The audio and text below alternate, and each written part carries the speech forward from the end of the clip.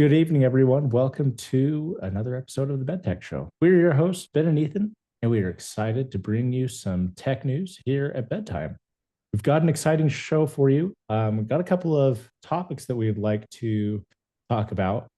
First off, let's go ahead and get into the whole Trump assassination and later Senate or congressional hearing of the Secret Service director. Um, that's been something that I've been looking at a lot this week. Think that it's pretty interesting news and pretty wild, especially at how unified our Congress was during this hearing, and a lot of the questions that they were asking the Secret Service director and the lack of transparency and answers that she was able to provide during this.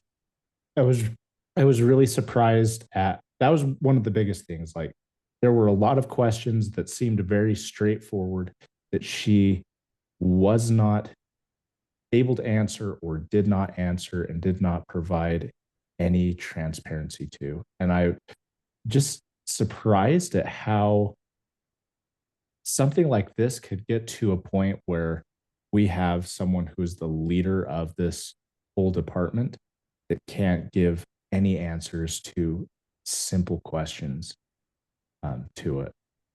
What are your thoughts with everything that's gone Yeah, on? yeah. I think it's kind of ridiculous.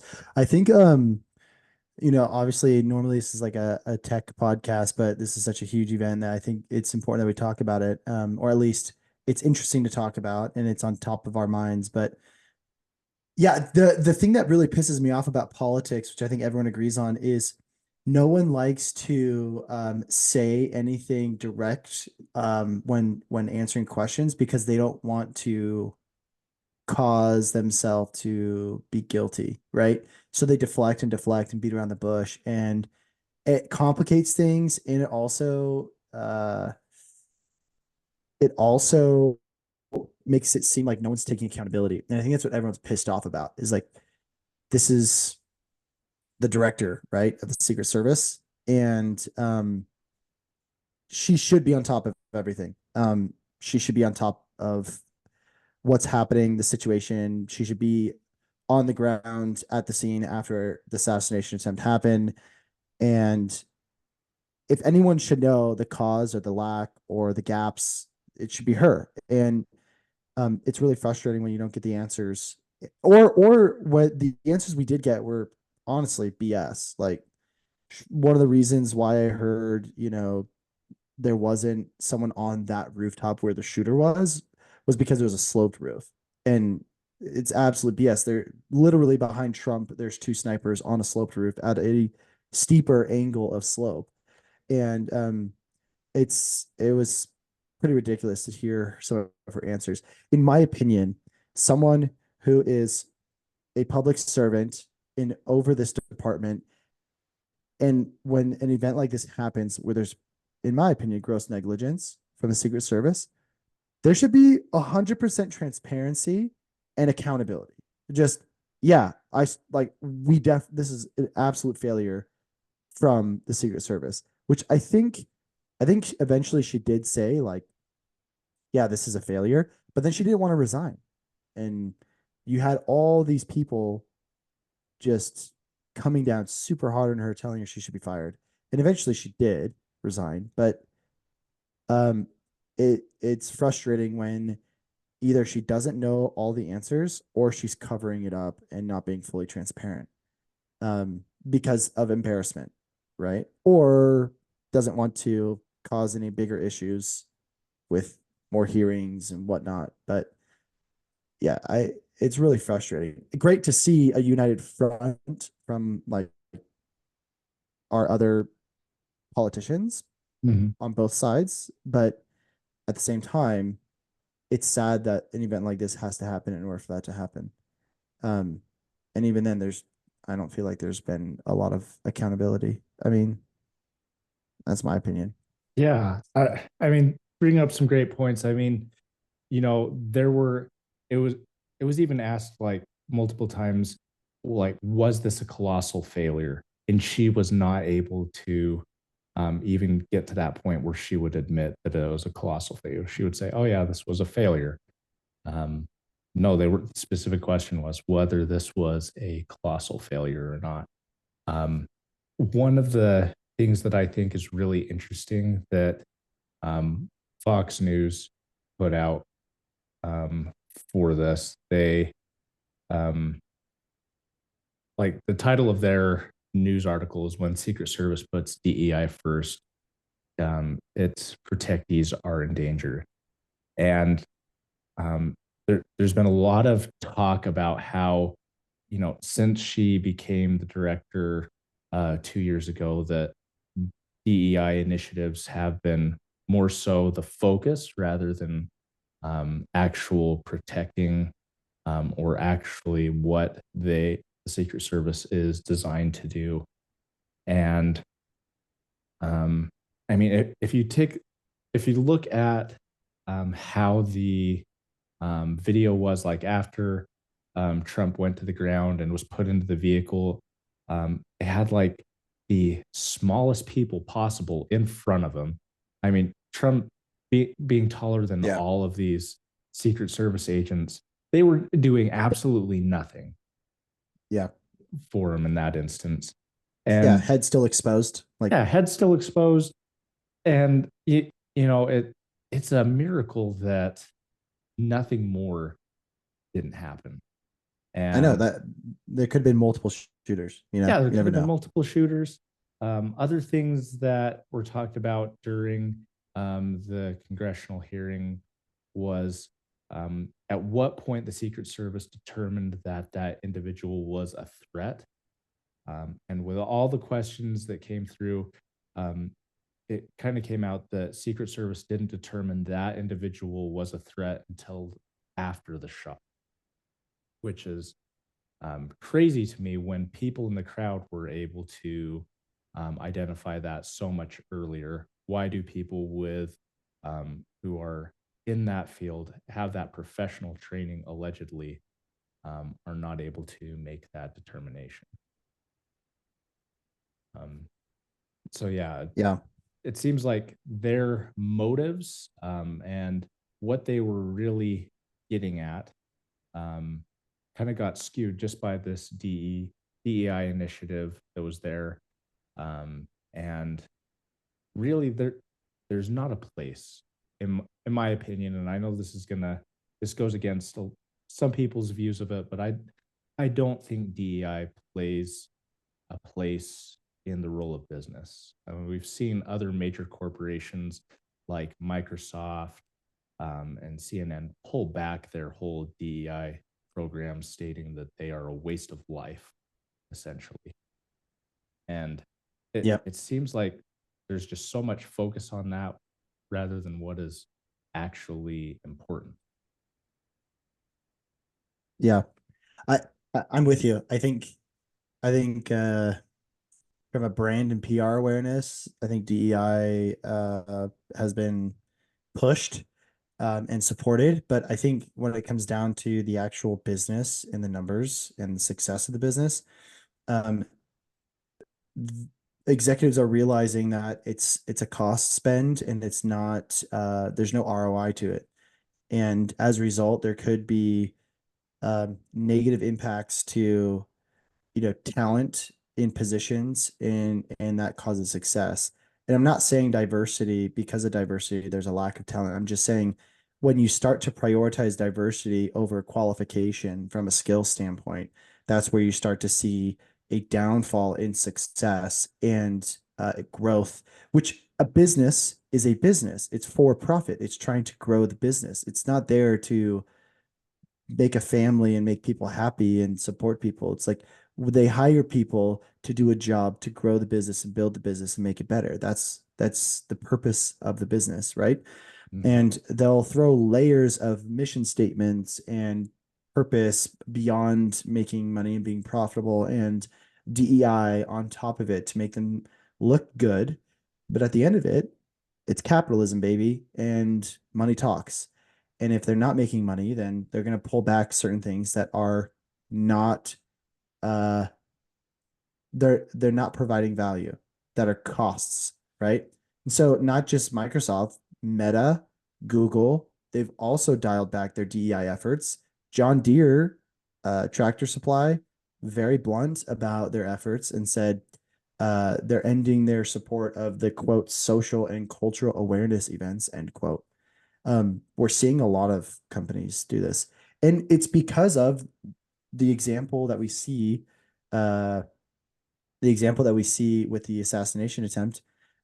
We saw, that like 5 foot something lady who was in front of Trump, and you could clearly see for chest and above for Trump. And it's like Secret Service.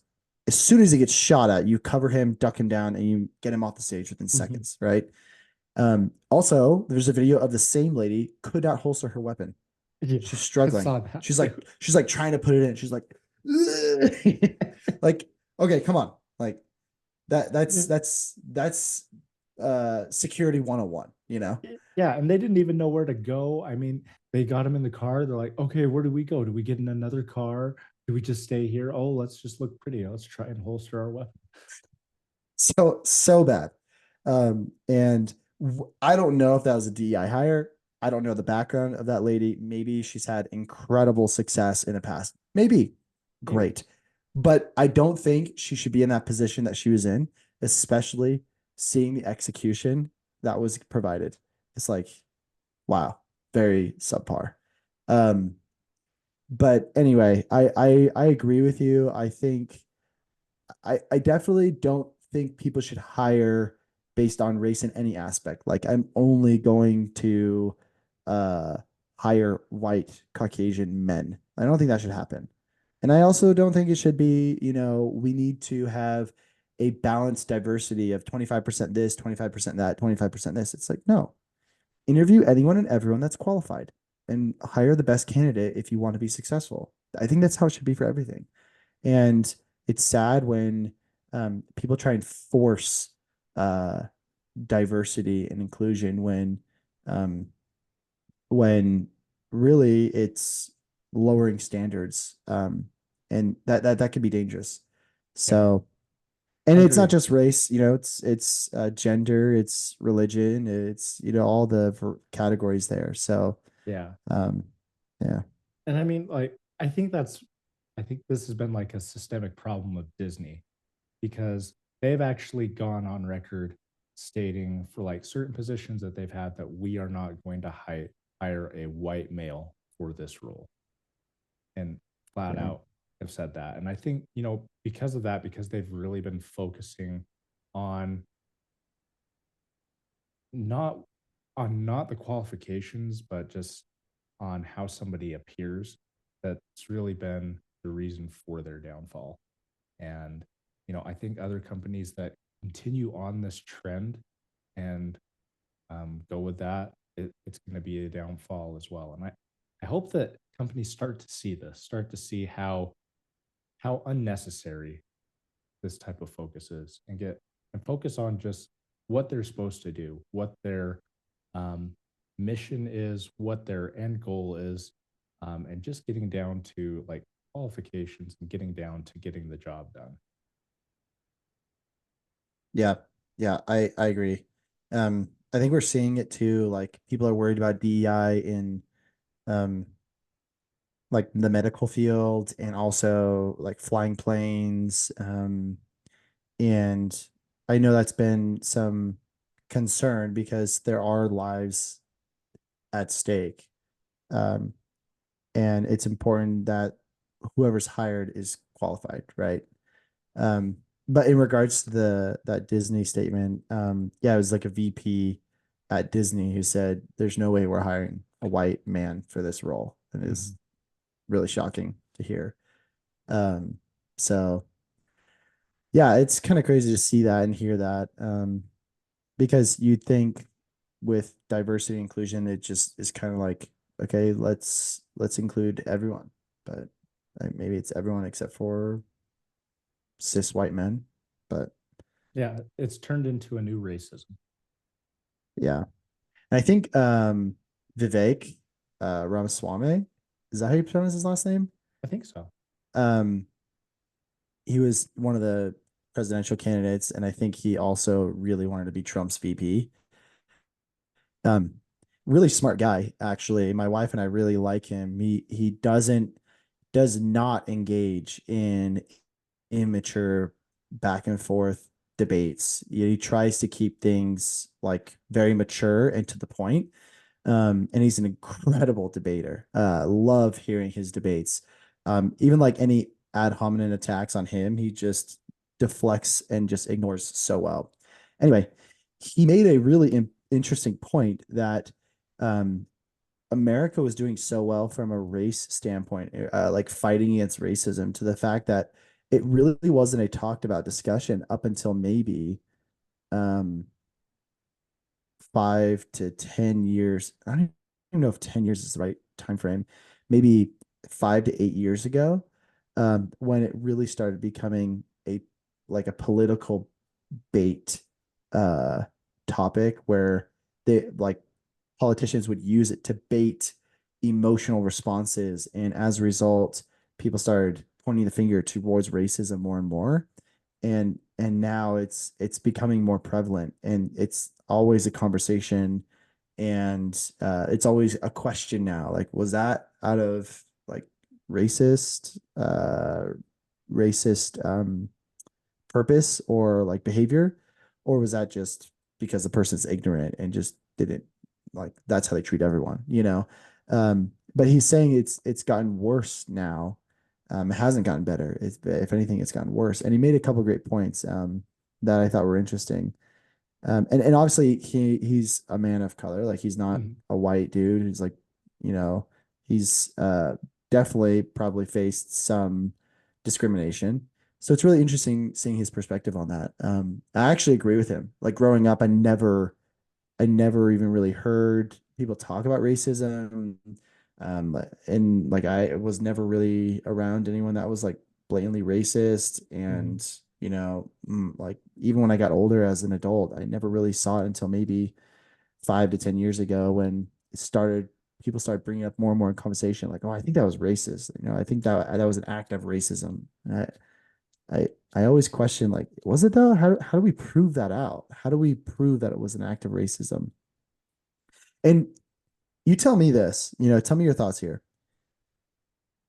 I'm a white dude, and sometimes I'll get off looks from people. I never consider it like, oh, it's because I'm white, because maybe that's like my white privilege. We'll say Mhm. that, right? I wonder, sometimes I'll look at people, and it's not out of like any kind of like, I'm scared or nervous or whatever. I just look at people. I think everyone looks at people. Sometimes we're curious and we people watch. Mhm. I always have now in the back of my mind, do they think I'm looking at them because they're a person of color now? And that's not the reason why. Like, do they think I'm walking in this direction because they're a person of color?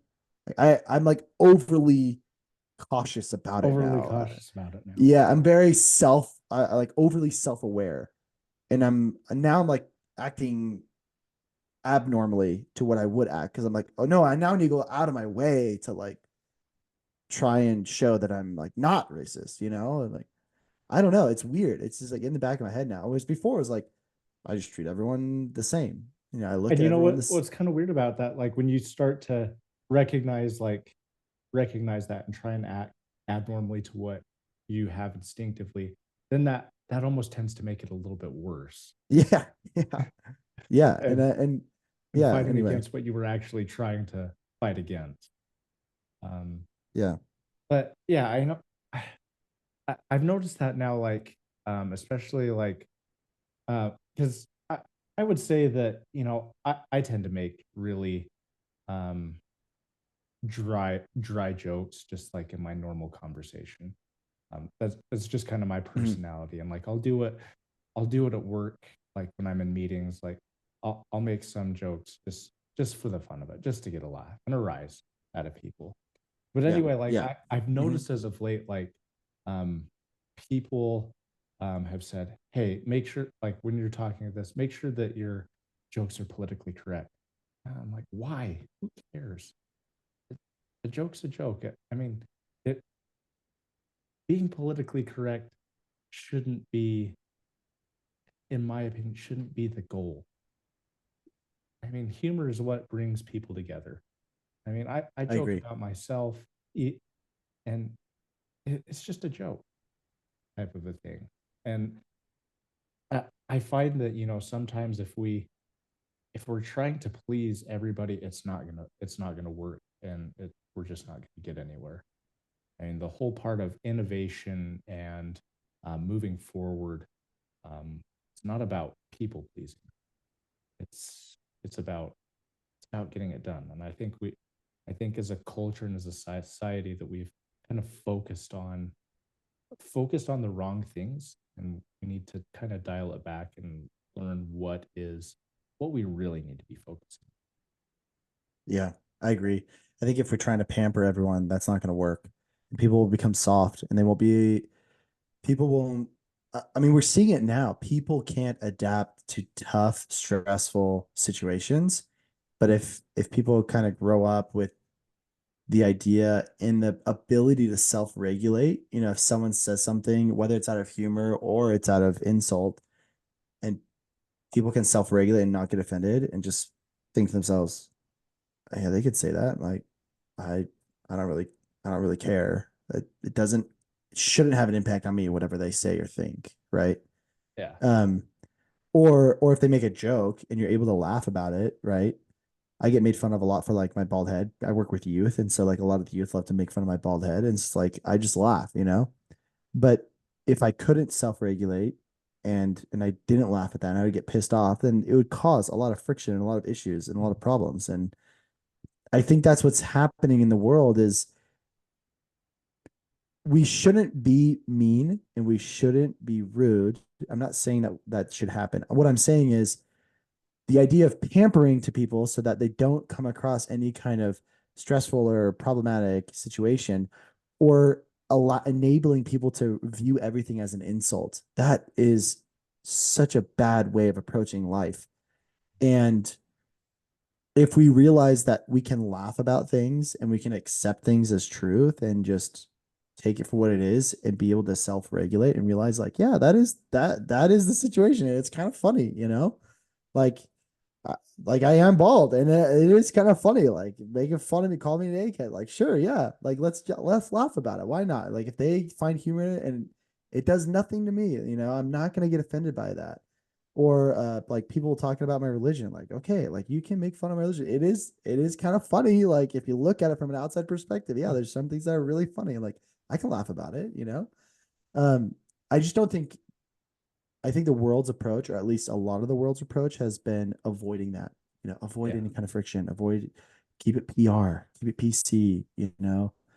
Don't say anything that might offend anyone. It's like, well, what's causing the offense? Is it them or is it me? Like I can say a lot of things.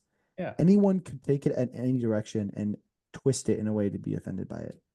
So Yeah. I yeah, I mean, think there's a balance there, obviously, but microaggressions. I mean, my goal is to get every microaggression possible in the same speech, just to see how many I can get in there. just heaps of Yeah. microaggressions. I mean, like Yeah. you get that list of these are all the microaggressions you can't say, and I say, oh, I got them all in. Yeah. Yeah, exactly. I mean, I think you and I, we like in general, we treat people with respect Yeah. and we try and respect people. But if we say something that you find offensive, I just there's a part of me that's like, okay, sure, you can call me out. But at the same time, I like to believe that we ourselves dictate our own happiness, and you can choose to see something as half empty or half full or even completely full, right? Like if a cup is full of halfway of water, technically it's completely full because there's half water and half air, so it's full Yeah. but that it just I don't think the world's approach of pampering is allowing that, and we see a lot of mental health issues today. Yeah. So I worry about that. And we probably have all these mental health issues just because we've had we haven't allowed people to go through stress. We've tried to limit that amount of stress in their life. Yeah. That's probably why I'm insane. Yeah. I think you are insane. Exactly. Too much stress. Too much stress. Yeah, I mean, like I mean, me trying to raise my kids, I'm like, I want to make their life, I want their life to be easy because I don't want them to have to deal with hard things. But I'm like, those hard things are going to help them be better people. Having them to deal, allowing them to deal with hard things now will help them have an easier life in the future. And Yep. so, as a parent, that's been hard for me because it's like, you want everything to be nice for your kids now, but it's like, okay, they've got to learn, they've got to go through this. And so I think as a society, we've got to stop being that helicopter parent and allow people to grow into mold. Yeah, I agree 100%. I think Jordan Peterson said like in regards to like the raising your kids, um it was like let them do dangerous things carefully. Mhm. And I like that phrase because I think they learn to push themselves and they learn to do hard things under stress and they learn that they can do hard things. That's been like a phrase that I've been trying to implement this year with my kids.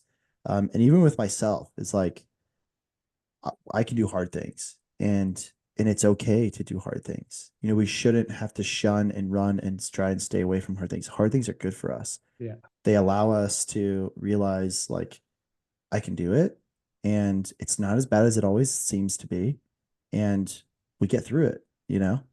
Um and for example, like my second son did not want to go. We were at the lake, you know, we saw you at the lake last week and we went wake surfing and the water was colder and my son didn't want to go in. I'm like, hey, let's just try it once. Let's do one hard thing. Let's just try something you don't want to do and see if you like it.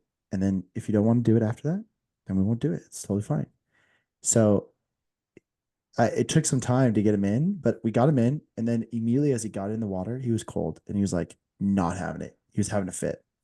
But we got up and we were surfing. We were both on the wake surfboard together and we were surfing. And he was like smiling as we were wake surfing, you know? So I knew he loved it. And like everyone on the boat, when we got up, everyone on the boat was like, yay, like it's awesome. When we were in the water and he was crying and like freaking out, everyone was looking at me like, you're the worst dad. But then after we got in the boat, he got his towel, he's warm, he's fine, he's happy. You're And the I'm like, best dad. yeah. And I'm like, dude, how was that? Did you have fun? He's like, yeah, I had a lot of fun. I was just so cold.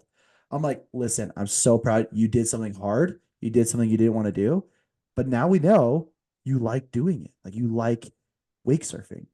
And obviously now it's like, okay, we just do it in warmer water. But um, I, I just think people don't, and I don't want to cause trauma for people, but I also think you're never going to be able to, like I said, self-regulate or be able to like have mental toughness and be able to go through hard things if you don't have those micro experiences of hard times and hard Mhm. situations. So yeah, anyway, I think there's a lot of, you know, from the PC standpoint, a lot of catering and I don't think that's the right way to approach things. I agree. So the we're both religious, respecter of no persons, right? Right. Meaning treat everyone the same. Like I don't doesn't matter who you are, we treat you all the same. Like that's how it is. So Yeah. yeah. And when somebody does make fun of you for your lack of hair, just say, in the next life, I will have flowing hair. Yeah. It's gonna be 10 feet long. Exactly. 10 feet. Fabio, for sure. Fabio. Yeah, Fabio. Yeah. Luscious locks. So Luscious. yeah. Yeah, I mean, some interesting things here. And crazy just what the last few weeks have turned into. I mean, we had the Secret Service debacle going on, and that's still churning a little bit. Another thing that was really affecting life as we know it, for something that seems so so trivial was the CrowdStrike outage that affected multiple industries, airline industries, healthcare, pretty much anything. Banking. Yeah, banking, pretty Yeah. much anything that is tied to Windows, which is a lot of things, um, was affected by this. And from the best way that I can say it, this was just a massive error. Oh my gosh. It's very similar to Secret Service, just so much negligence here. So much negligence. I just kind of blown away by it. The more I like looked into it and listened to individuals who have worked for Microsoft in tech and other people break it down, um, just kind of blows you away. Like, why was this not caught in QA, in any kind of like quality assurance or any kind of internal checks? It shouldn't have been pushed out, and kind of blows you away. Um, you know what's crazy? I don't know if we're gonna touch on in this article, but in one of the videos I watched, it's this happened I think in 2010 with another company. I can't remember what company it was, but the CTO of that company is also now the CEO of CrowdStrike. Oh, geez. Yeah, it's so crazy. It's like, okay, what are the odds, right? Yeah. Like, what are the odds of that happening? This guy, same guy, chief executive officer of CrowdStrike, and previously 15 years ago or whatever it was the CTO of the company that happened in the past. It's just crazy. Wow. But yeah, the impact here is incredible. I think 8.5 million Microsoft computers, right? And Yeah, then devices. devices. Yeah, thank you. And then I think it's like estimated $10 billion in financial damage. Wow. I mean, yeah, Delta was a massive airline that was hit by this, and they were still experiencing problems throughout the week. And not just like the beginning of the week, but even through the week. I know my wife had a flight that she was on that was delayed about 3 hours just due to this.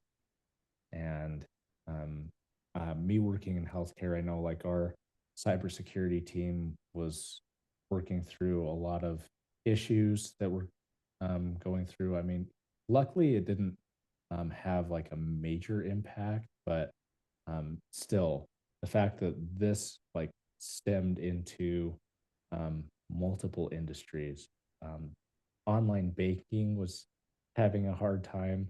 Um, Probably why the stock market is in disarray this week. So Yeah. for all of you out there, do not look at your portfolios. It's just better just to let it happen. Yep. This is not financial advice. That I am not certified financial planner. Nevertheless, just for mental health out there. Yeah, exactly. Um, yeah, and well, I mean, luckily, like Apple and Linux was not affected. Um, but I mean, they don't make up the majority of applications and operating systems out there. So Yeah. it is what it Yeah. is. But Yeah. I mean, this is going to be one of the things that I was also looking into is that like this wasn't like they understood what the fix was needed, but it wasn't something that could be deployed like over the air. It was something that had to be Oh, manually done at each individual server. yes. And so, like, one of the reasons that a lot of these businesses were still experiencing downtimes through the week is that they didn't have the personnel, enough personnel to go manually deploy these solutions um, in their live environments. Yeah. On the actual physical device or whatever it was, Yeah. server. Yeah. And I mean, that's just crazy that, I mean, it wasn't something that was like massive. It was something so trivial, but the fact that it had to be manually deployed um, caused such a major altercation in our overall infrastructure. And I'm wondering if, because of that, um, businesses ought to be rethinking allocation of resources. Hmm. Because, I mean, I'm sure that maybe we could mitigate this, but what if something like this were to happen again? Would we have the resources, or would we still be in a downturn and delay of getting stuff up and running if we didn't deploy additional resources? What do you? Yeah, I don't know if balancing of resources is the right answer, just because I think there should be processes in place to avoid any errors like this. And this, like I said, based on some of the articles I've read and also explanations of individuals who are in technology, at least in IT, who um, who have done similar updates to systems. There's a process to check and double check and triple check before it actually gets published and pushed out. Um, and if those are followed and everything's secure, then I I don't know if like the resources are needed, right? I guess what I'm saying is if this only happens once every 10 to 15 years, is it worth the cost of maintaining those resources? That's the only concern I would have. Um, No, I and think that's a great point. yeah, I can just see a lot of people saying like, no, like this is a significant rarity. It's only happened a couple times in the history of technology. I honestly think this is kind of similar to what people think was going to happen in like uh in Y2K. You know, they thought like all the systems were going to crash because the date couldn't like update or something like that. Anyway, um, but yeah, I don't know if we necessarily need to start dedicating more resources to it. If that answers your question, that's my opinion. I could be wrong though. No, I Um, think that's a good point. I mean, theoretically, there should be checks in place where we can play an update in a sandbox environment that doesn't affect production. exactly, exactly. And I don't know. Like I've worked with product on software before, and obviously at a very high level. Like I'm not in the weeds. I'm not a coder. I'm not an engineer. I'm not an architect, but I've been in discussions at a high level, and I've also understood sprints and also priority and timeline and time when we need to be publishing the new updates. And obviously, some corners were cut here at some extent because thorough checks weren't made and it was published with this huge error. So I don't know if that was due to like a high pressure sprint that needed to be turned around. And so they cut corners on the testing. I don't know. But I can see that being one of the reasons why it wasn't caught beforehand. It's just kind of crazy that that this simple issue uh wasn't caught and it was causing such a huge error. Yeah. Yeah. Um, I I I think it's crazy, and just the amount of people that this has affected, and Yeah. our livelihood. Um, for some it hasn't had much effect, but there's been others where it's had a major impact. Um, and I know especially like people traveling, um, disrupting the amount of travel that it did, um, has such a ripple effect um, in the coming months Yep. for that. Yeah, I agree. I have two more thoughts on this. Okay. One of them is kind of funny, and also very applicable to the situation, and the other one is more conspiracy. Ooh, I Um, love conspiracy. yeah. The first one is I was watching a video about it, and I think one of the founders was saying that like one of the founders of C++, or like maybe the founder of C++. I could be getting this wrong and misquoting it, but they said that the code uh very rarely will you shoot yourself in the foot but when you do, you blow off your entire leg, is what was said. And so you kind of see that. We kind of see that here, you know? Yeah, that's true. Because I have very basic knowledge of C++, and I remember like it was somewhat intuitive, but there were times where like if you did something, you would really bugger it up like Yeah. completely. And Yeah. so I think that analogy is very spot on. Yeah. I laughed when I heard that. I'm, like I said, I'm not a coder, I'm not an engineer, I'm not a developer, I'm not an architect. I don't know that stuff. I know I've like dabbled a little bit in SQL, and that's about it. But in like Microsoft, like VBA for like macros and Excel, like I've done that, but I don't know, like C plus plus or whatever it is. But anyway, I thought that was funny and applicable. But you want to hear my conspiracy theory that Oh, I I heard? do. Yeah. Okay. This is the conspiracy theory. All right. And this is, take it for a grain of salt. Conspiracy theory. Definitely put your tin foil hat on, put that Okay. on. Um, this is, excuse me. This is what I heard from someone, and they said it was a conspiracy theory, obviously. This was intentionally published and pushed out to cause all the airlines infrastructure to shut down, to ground all the airlines in the US, because Biden had a health scare or an emergency and needed to be transported, and they didn't want anyone in the air, and they didn't want anyone knowing that he was being transported from one place to another. And a lot of people are saying it's because he died. I don't know how true that is.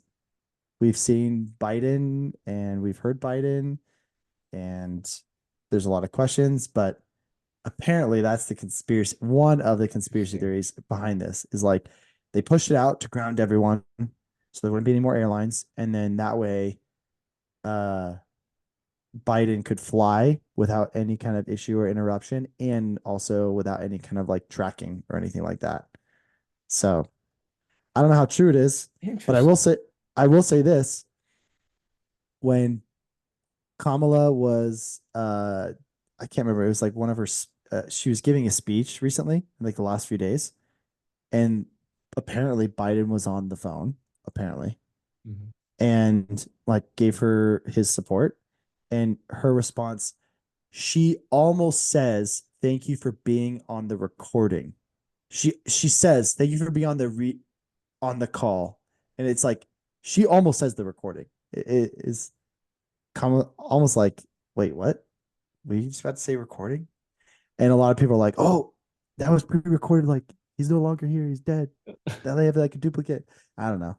Crazy conspiracy theories. Interesting. So yeah, very Now, interesting. I could see that because I mean, there's been a lot of like political upheaval. I mean, now we've got um, Kamala Harris as the presidential delegate now, has the delegate votes and is in the running. And oh, I can't stand her speeches. Nevertheless, I get lost in her words, yes, you know? they go nowhere. Yeah. Um, So if whoever's listening, if you are backing Kamala, you have every right to do so. That is on you. Totally fine. yeah, I'm not judging. not that there's anything wrong with that. Not that not that there's anything wrong with that. Not that there's anything wrong with it. That is Um, on you. That's yeah. fine. I just have a hard time tracking what she's explaining, especially when she talks about falling out of a coconut tree. Or this week, she said that we have a very strong alliance with North Korea. Literally. And she did not correct herself. And she continued on to say, and our strong alliance with North Korea. And I was like, I don't think we have a strong alliance with North Korea. No, we may have one with North Dakota, but not North Yeah, Korea. definitely not. Anyway, not that Yeah, there's anything wrong with that. not that But there's anything wrong with that. So, I mean, yeah, there's been a lot going on. And so I don't, it's potential that this has some ties to that. Um, and I, if that does come to light, I wouldn't, I I might go along with it because I love conspiracy theories. But yeah, this has it this has so many implications of what it took over, and it seems like something that could have easily been taken care of beforehand. So, Yeah. um, I mean, really, the key here is test your updates before you push it into production. That Yep. that seems to be the golden ticket. There. Yeah. Don't cut corners. I mean, I'm, yeah, go ahead. yeah, Sorry. if you cut corners, I mean, we saw it in The Martian. Um, if you don't do your checks, a rocket will blow up with your payload. And so then poor Mark Watney will still be stuck on Mars without any food. So you got to do those quality checks. They're Gotta important. do those quality checks. Yep. You gotta do those quality checks. Um, yeah, I think I also heard that some of the repercussions of this won't be fixed for years to come. Like Oh geez. some businesses are still gonna have impacts years down the road with some stuff. So I don't know what that means, if that's just like a financial impact or device impact or whatever that means, but that's what I've heard. I guess that means Also, stocks are on for sale. yeah, stocks are on sale. Time to start pumping more money into Yeah. the stocks. A correction of what I said. I'll correct myself here because I do think it's fair to make sure we say the right things. Um, Kamala said our alliance with North Korea back in 2002. So 2 years ago, she said that. Okay. Not Touche. just a few weeks ago. I did see it just recently, but anyway, Touche. she still said it though, which blows me Yes. away. Um, anyway, but yeah, crazy stuff in the news right now. Crazy stuff in the news right now. Yeah. So we'll do our best to keep you all updated with stuff that's coming in. I know this was a bit of a different show with bringing additional things other than tech news. However, I thought it was great and very pertinent stuff that was going on. We're getting So real. We're getting real on this show. We're keeping a it's little bit get more casual, yeah, getting a little bit more honest, a little bit more real, trying to make it more interesting. it's getting real in the Whole Foods parking lot. It's getting real in the Whole Foods parking lot. That's right. So for those of you that have not seen that video, you definitely need to check out It's Getting Real in the Whole Foods parking lot. Bit an older one, but I think it's hilarious. So for anybody who's like an intellectual property nerd, you'll get a kick out of that. Go watch it. So, but we want to thank all of you for listening to our show and sticking with us. Hit that thumbs up if you liked it. If you didn't like it, that other button seems to work all right as well. Make sure you send it to somebody you dislike it. They could really use this video. As always, ring-a-ling that ding-a-ling button so you never miss out on any content as it's posted onto the channel. Until next time, stay classy and have a great evening. Peace.